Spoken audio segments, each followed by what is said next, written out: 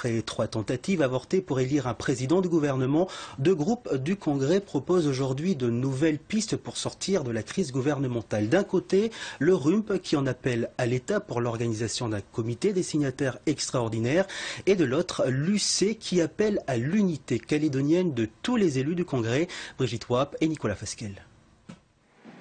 Le principe de la collégialité doit être respecté. Pour le rassemblement UMP, c'est la seule façon de sortir de la crise gouvernementale.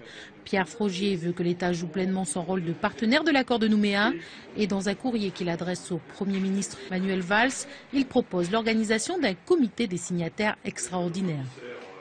Comme je l'indique dans ma lettre, il faut d'abord redéfinir la méthode de fonctionnement de ce gouvernement, le compromis, le consensus. Ensuite, essayer de définir un nouveau programme de gouvernement.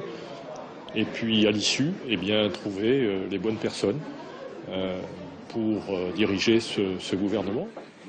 Autre solution de sortie de crise, proposée cette fois par le groupe UC, FLNKS et Loyalistes, une unité calédonienne. Et pour cela, il propose qu'un dialogue s'instaure entre les différents groupes au Congrès autour d'un document d'orientation prioritaire.